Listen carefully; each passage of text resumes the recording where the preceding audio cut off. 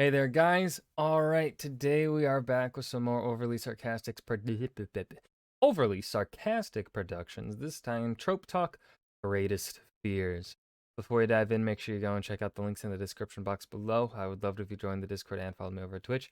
And please do go check out the gaming channel here on YouTube, where I upload old streams and dumb clips.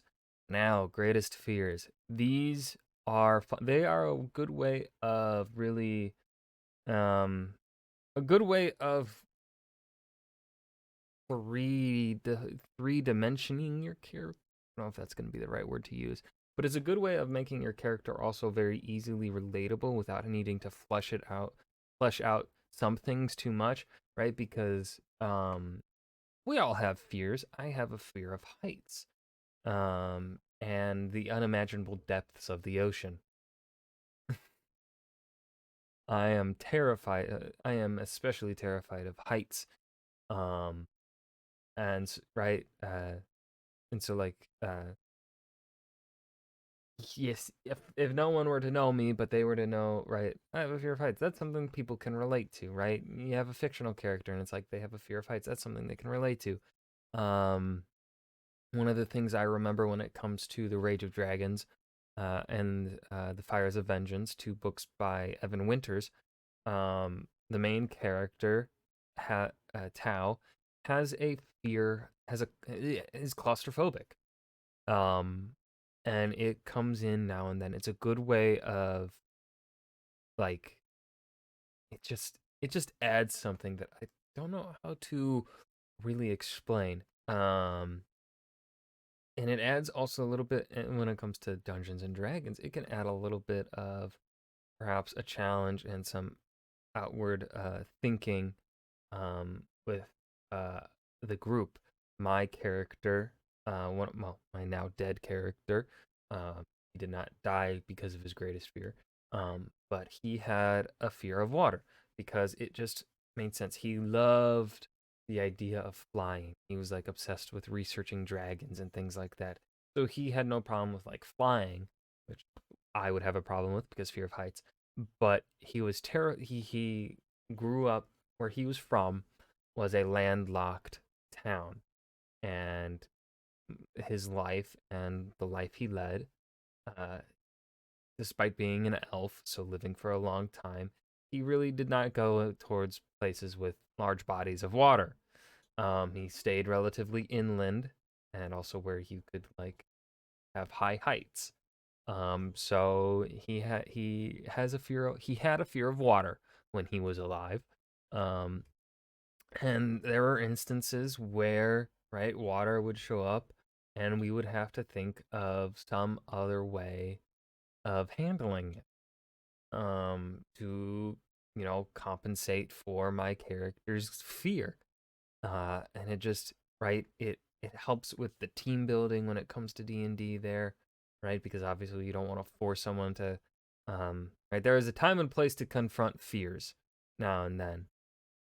Sometimes in the situations that you go through in D&D, that is not the time and place to confront a fear. Um, but also sometimes, right, my character would have to like face it, so that he could help get the gang out.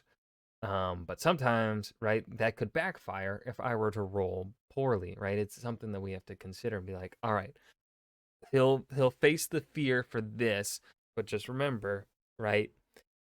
If the DM decides to have me roll because the water is choppy or something, that and like I have to roll with disadvantage or something on like a dex save or a strength save or whatever, or a wisdom save, because I'm thrashing about in water. Right, that's something we have to consider and be prepared to face. So it just adds greatest fears. Just add something a little bit extra to writing that is very fun. Let's dive in. This video was sponsored by Rusty Quill's The Magnus Archives, the podcast that puts the occult in cult following.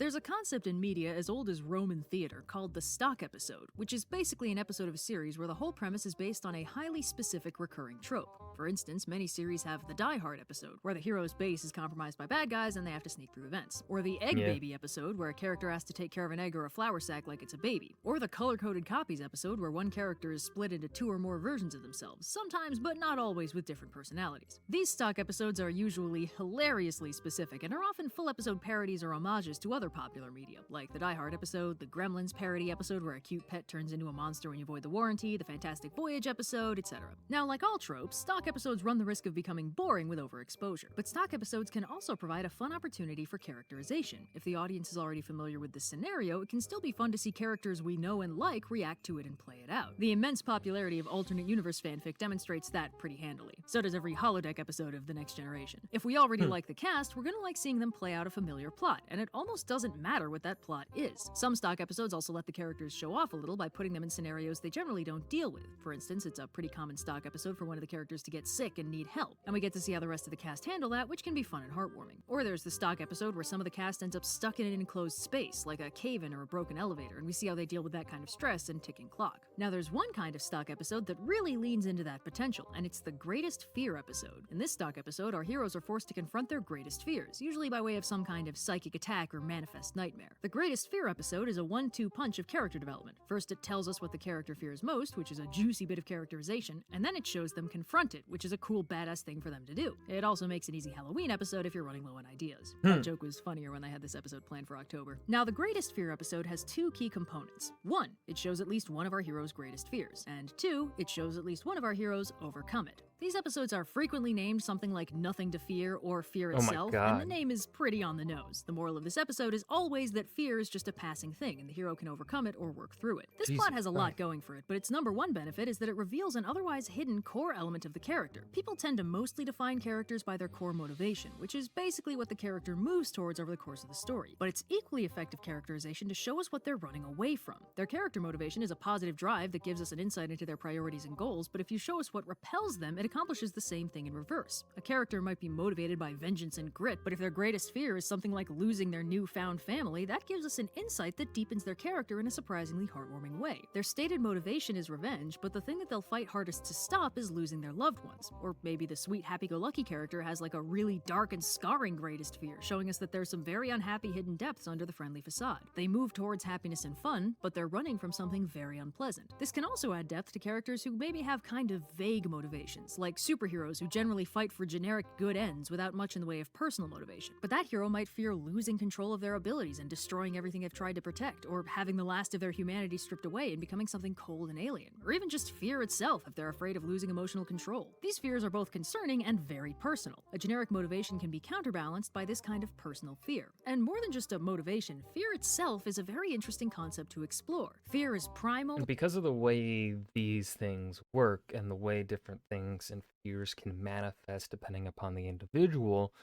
right? This allows you to essentially have these very generic goals, as she's talking about, but then give like there are so many things, right? Different fears that you can do that add depth and add some nuance as to why perhaps the character here is going so hard for that goal of theirs. Um, and also, it can also provide, let's say a character has a fear of water, but they are wanting vengeance. Well, guess what could end up culminating in the climax here? The enemy, the ultimate person you're seeking vengeance against, is also in a place where there's a lot of water, or there's going to be a lot of water involved in this for the character having to deal with.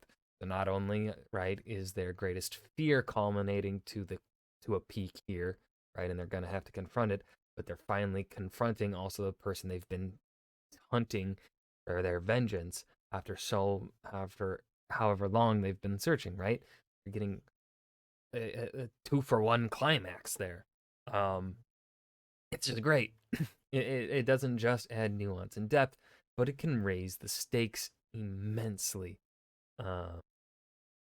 Yeah. Overwhelming and very difficult to resist. Fearlessness is seen as an admirable trait, but most people agree that a healthy degree of fear is useful to avoid being reckless. Some people are ashamed of fear and try to deny being afraid, and the greatest fear episode often ends up confronting that head on. A character needs to acknowledge their own fear in order to overcome it. But some stories aren't so kind. Sometimes, instead of the person overcoming the fear wins instead. This is popular in horror stories like today's sponsor, the Magnus Archives. In this kind of horror, fear isn't just an emotion, it's a powerful, malevolent force that you feed by fearing it, and the things it can do to you when it's strengthened are, appropriately, terrifying. But more on that later. For now, let's stick to more lighthearted greatest fears. Now, while I think the greatest fear reveal can be great for character development, it doesn't always get used that way. Sometimes the greatest fear reveal just Which reinforces is the example that I kind of was, one of the examples I was providing is that reinforces the core motivation. Yes, I think this is, right, that's kind of, I would say that's the most common use of the greatest fears trope, is to reinforce the core motivation there, right? Like the haunting past matches up, tends to also coincide with the character's lust for perhaps vengeance, or the character's haunting past deals with they're running from it, right? They're running from their past. Perhaps they are having a feeling, their story here is confronting what they believe to be their cowardice, right? And handling that, which I think is well and good, right? We can't make stories as perhaps as nuanced as we would prefer them to be, because we don't have enough pages for that, enough time to really make things as nuanced as reality. But we can do our best already and still do established a damn good motivations. job. Like if the hero wants to stop the bad guy's evil plan, their greatest fear might be failing to do that and seeing the villain wreak havoc instead. Or the hero trying to save the world has the greatest fear that they can't. This is just kind of a reiteration of their original motivation, but more glass half empty. I want to accomplish goal A, and my greatest fear is that I won't be able to accomplish goal A. That's fine, but it's not all that revelatory. And sometimes the greatest fear reveal is played more like a joke. This is more common with Yeah, I don't characters like whose this greatest one. fears are like I don't more like it when emotions are played for comedy. That just never goes well in my eyes. phobias. One of our heroes is wrestling with the existential terror that they'll never be strong enough to protect their loved ones, and meanwhile, the other one is scared of clowns. It's just kind of weak. It doesn't give us character insight, it just makes them seem silly. And sometimes that's the point. It's not uncommon for the big, strong character to turn out to be afraid of ghosts or bugs or something, which is mostly like, hey, not so tough now, are ya? But it doesn't quite hit that same emotional depth as a really good greatest fear. Every character has a nucleus of core character traits. Like if you have to do an elevator pitch to explain. You can of course twist that and have them have a what on face value is a a goofy kind of fear, but then in your world, especially in fantasy, you can make it work. Ghosts exist, right? So it would be a very valid fear to have. So, right, and then you have them confronting that fear in a more nuanced way that doesn't play it for a joke. Explain them in 3 sentences or less, these are the things you include first. Let's do a quick example with Superman. Superman is a paragon hero who believes in upholding truth and justice using his godlike power as responsibly as he can. He's considered an ideal of heroism and hope, and in most versions he doesn't kill because on some level he worries that crossing that line will make it too easy for him to start crossing every line. Despite his godlike power making it kind of unnecessary for him to maintain his Clark Kent secret identity, Superman's humanity is extremely important to him because there are too many ways he could lose it. This is one way to quickly summarize some key elements of Superman's character. We've got a base personality, a general motivation, a role he plays in his story and world, a few principles he holds himself to, etc. These are foundational character qualities. Character dynamics, later developments, episodic motivations, surface level personality traits, those are just the icing. This is the real base the character is built on, and the greatest fear is a base trait that often goes overlooked. Now, while I've suggested that the greatest fear is kind of an equal and opposite to the character's stated motivation, that's not entirely true. The greatest fear's equal and opposite is the heart's desire. It's what the character wants more than anything, regardless of realism or attainability, and rather like the greatest fear, the character might not even know what it is. Most characters don't really introspect that much, and they can often end up blindsided by their own greatest fear or desire. The character whose motivation is to save the world over and over again might actually want a quiet domestic life with their loved ones. The character seeking dark, self-destructive vengeance might just want to be reunited with the people they lost, etc., etc. While a character is aware of their own motivation so they can actively pursue it, these are aspects of their character they might not even know about. And that brings us to another strength of this trope,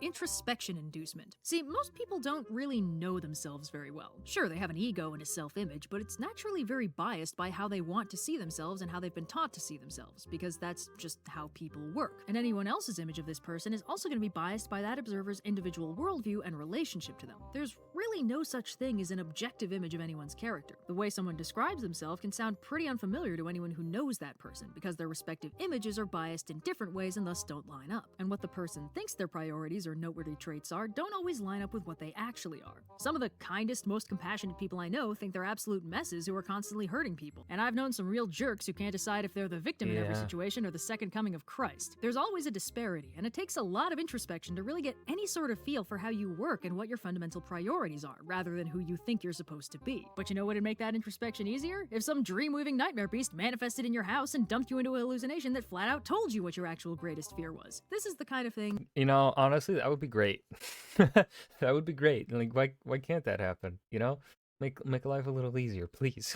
that forces a character to introspect. See, characters differ from real people in one key way. They're a lot less complicated, and the audience generally has a pretty clear view of who they actually are. Now, just like with real people, everyone's interpretation of the character is going to be biased in its own unique way, and sometimes you might look at someone's fanfic version or lengthy think piece and wonder if you even watched the same show because the character they saw and the character you saw seem to have nothing in common. But all that aside, a character's core nature is usually pretty visible. While real people can be nearly infinitely complex, a fictional character is usually built from a small handful of simple and obvious traits. And because it's easy for an audience to get a read on these characters, it's also easy for us to see when they're in denial about themselves. The annoying Lancer character who acts like they're the hero, the well-meaning protagonist who's using the greater good as a justification to self-destructively spiral, the villain who is convinced that they're the good guy. We want these characters to introspect so they can actually get a clue and stop self-destructing, or just get some comeuppance, which can be fun too. So this is one of many tropes that involves a character confronting a part of themselves they might not like or even know about. This is great for character development. It shows the audience a side of this character they might not have seen, and it also shows the character that side of themselves, which can help them introspect and develop, or if they're a villain, it can help them appealingly self-destruct. Broadly, it's really good for adding depth to a character by adding a new dimension to the fundamental core traits. Of course, the premise of this episode is inherently kind of contrived. Characters don't tend to volunteer their core character concepts, and if they don't already know their greatest fear, how are we supposed to see it? This is where the episode's antagonist comes in. See, there's a staple villain archetype, the living nightmare. These dudes specialize in leveraging the fear of their victims. Maybe they can physically manifest nightmares, maybe What you can also do when it comes to writing, if you're not doing a stock episode here, right? So Red is kind of just taking this episode to talk about stock episodes and how they kind of function. In regards to writing, you can also put in the living nightmare, right? Especially in a fantasy. Remember, you are setting up a fantasy world. Magic exists. You have the freedom to do a lot of things within that world to help portray a character's nightmare, their greatest fear, either by some big bad talking to them in their head or something, magic wobbly gobbly kind of goop. There's a lot of things that you can do. Can't really think of any good examples right now. I have some within my world but if I were to talk about them, they would be spoilers. I don't want to do that. I don't want to spoil my books and how some of the magic is working. So especially before any of them are published. So yeah. They just have Can't an really intuitive talk psychic much more on understanding this. of what'll scare their enemy most, but the most common version of this character has the simple ability to force their victims into their worst nightmare, by way of a coma, a hallucination, etc. This version is popular because, among other things, it kind of protects the status quo. Your hero's just stuck in a bad dream. Lots of really nasty things can happen in that dream, but all they have to do to fix it is to wake up. A nice, clean win condition with none of the cleanup that a real physical nightmare would involve. And with the status quo sufficiently insulated, the writer is free to put their character through the absolute ringer. And that's good for the audience because it's very dramatic. It's not good for the character, but, you know, that's not really the point. That's not to say these stories are stakes-free. Sometimes if you die in the dream, you die for real, or the hallucinated nightmare can actually hurt you as long as you think it's real. The purpose of this stock episode is character exploration and drama, and you can't really have drama without some kind of stakes, even just emotional ones. But honestly, the stakes are usually the same. If they don't overcome their fear, with or without help, they'll be trapped in the nightmare until they die. Pretty standard, pretty simple. These episodes don't carry themselves on the threat of death, it's just the infrastructure to justify focusing on the nightmare itself. Defeat the nightmare to not die. Not dying is the goal, so defeating the nightmare is the thing we get invested in. And that justifies spending the entire rest of the episode firmly in the character development zone. By the way, this isn't the only way to frame this kind of episode. In fact, some of them explicitly hide the framing. If the audience doesn't know it's a nightmare from the get-go, the show can instead show us some really crazy status quo breaking events, like major character deaths or plot twists, leaving the audience going all, what? Huh? What? As we watch everything spiral out of control, until the character either jolts awake and realizes it was all a dream, or we cut to an outside perspective where we see their concerned loved ones expositing how, if the character doesn't wake up from whatever horrible nightmare they're experiencing, they'll die. Different order of operations, same result. We spend most of the episode in the nightmare zone watching how the characters handle this unprecedented turn of events. Since that's the meat of this plot, that's where we point the camera. So we've got our stakes set, and we've got our focus character I'm not a fan of, right, that kind of goes into the it's just a dream thing, and it kind of undercuts things in my mind. I don't really like that. Their greatest fear in some kind of battle in the center of the mind. How does this go? Well, it varies a lot from character to character. This part is a lot less formulaic than the framing sequence. There's an episode of Justice League that I think is worth highlighting here because it covers a lot of ground for this trope in one convenient place. The two-parter episode is called Only a Dream, and the premise is that some rando gets dream powers, starts calling himself Dr. Destiny, and decides to live out his life's ambition of defeating the Justice League by trapping them all in nightmares, the stress from which will eventually kill them. Superman, Green Lantern, Flash, and Hawkgirl are all trapped in nightmares, while Batman and the Martian Manhunter are still awake but have to find a way to help them before it's too late. Wonder Woman is on vacation or something. I don't know, she's not in this episode. So Batman runs off to hunt down Dr. Destiny while stoically struggling with the fact that he hasn't slept in like 3 days, because of course he hasn't, and Jean attempts to psychically help out his trapped teammates despite the risk of getting trapped in their dreams himself. So those two are racing the clock and showing some pretty commendable badassery, but meanwhile the 4 sleeping Leaguers are getting some dramatic character insights. For instance, the Flash's nightmare starts off kinda silly. He's watching himself on TV with a crew of rambunctious youngsters, in line with his goofy childlike personality. The dream takes a slight turn when the kids all grow sharp teeth and try to eat him, but he's the Flash, he outruns them. Except that's the trick. In his dream, he can't slow down. The world freezes around him and loses all its color, and the funny, gregarious Flash faces the possibility that he's going to live out the rest of his life surrounded by people but completely alone, trapped by his own super speed. Possibly more alarming, Flash happily mentions that he's been having this dream ever since he got his powers. So not only is this his greatest fear, it's always on his mind. The happy, chipper Flash is constantly afraid of getting stuck in high gear. The only difference is this time, thanks to Dr. Destiny, he can't wake up. So, Flash isn't having a good time, but what about the others? No. Well, Superman is having a lovely dream where he's on a date with Lois, except then his heat vision switches on and burns a hole in his menu. Uh-oh, wacky hijinks! Superman is always having to hide his powers from Lois. Except this time, he also burns up Lois. Well, that's not fun. Throughout the dream, all of his powers start growing exponentially, and his uncontrollable strength accidentally kills Jimmy Olsen. On screen! Superman's greatest fear is that since he started with no powers and his current powers are already incredibly strong, will he eventually reach the point where he can't control them at all? And if that happens, will he end up killing everyone and everything he's tried to protect? Superman already feels like he lives in a world made of cardboard. Could he handle a world made of wet tissue paper? Meanwhile, Green Lantern's nightmare is a little more existential. He's back in his home neighborhood, but everyone seems scared of him, and when they talk, he can't understand them. Even the billboards and signs are incomprehensible. He's become something alien and unfamiliar without even noticing. I mean, he is bonded to an alien energy source. It's a reasonable anxiety for him to have. The Green Lantern energy even physically burns through his body. He's clearly afraid that his alien power might be eating away at his humanity, that becoming a vessel for this kind of power means he's no longer himself. Compared to that, Hawkgirl's nightmare is almost basic. She's extremely claustrophobic, so she just ends up stuck in a coffin and buried alive. I mean, it's scary, but it's not very revelatory. But there's actually a narrative reason for that. See, this happens early on in Season 2, and it's not until the season finale that we actually learn anything about Hawkgirl's backstory and true motivation, and they're massive spoilers. So at this point in the story, showing us anything deeper about her characterization would risk blowing that reveal early. Plus, the simple fear works quite well in context because Hawkgirl has demonstrated herself to be a very badass brawler, and at the beginning of this very episode pulls a seriously fearless move when one of the bad guys grabs her and orders her to fly him up out of the fight or he'll kill her. Instead, she flies him 400 feet straight up and tells him if he makes good on his threat, he'll drop 40 stories. She doesn't care at all. With this kind of stoic, unblinking badassery as our context for her character, the fact that something as simple as claustrophobia can scare her this much is revelatory all on its own. Everyone's afraid of something. She's not scared of her own abilities or a general existential dread. The only thing that really scares her is so basic and primal she can't do anything about it. In a way, it's a basic fear that's not very revelatory, but from another perspective, the simplicity of the fear is very revelatory.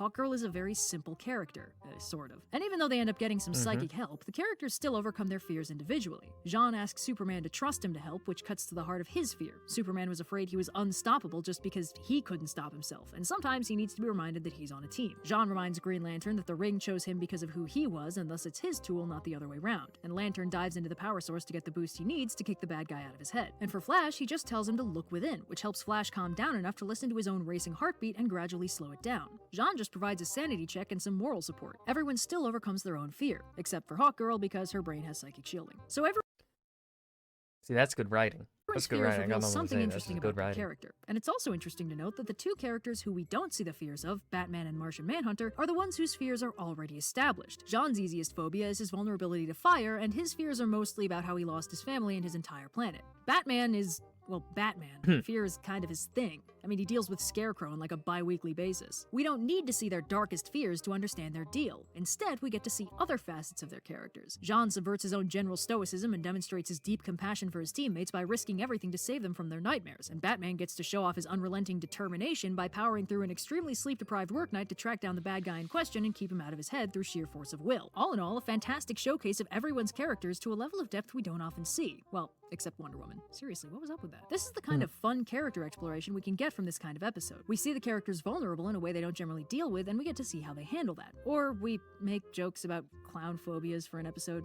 I don't know, man. It's always disappointing to me when this trope doesn't get leveraged. In fact, it's not just disappointing. The most common other way for this episode to go is that a hitherto unmentioned phobia is suddenly brought up as belonging to one of the protagonists, and the rest of the cast usually kinda roasts them for it. And when that happens, the audience is usually directed to sympathize with the roasters, not the roastee, cause haha, who's afraid of clowns? Or bugs. Now, the inherently cruel nature of mocking someone's deep-seated phobia aside, this very specifically takes us out of the character's head. Instead of empathizing, we're meant to see them from an outside perspective where their fear looks ridiculous or funny. But since the main strength of this trope is deep introspective character insight, putting us firmly outside the character's head for the purposes of pointing and laughing is sidestepping the entire benefit of this episode structure. And even if we see the character heroically overcome their fear, that victory is kinda diminished by the fact that we were supposed to think the fear was silly anyway. So a character's greatest fear can be great for character development, and beyond this basic episode structure, the core of this trope can be used in tons of contexts. Sometimes characters psychically travel into another character's mind and get that sweet character development directly by physically looking at their core character traits, or a circumstance seems disproportionately upsetting to a character because it taps into their deepest fear without directly stating it, and instead it's gradually revealed through subtler context clues or character dynamics. The greatest fear is a great facet of character development. This episode format is just the simplest way to explore it. So,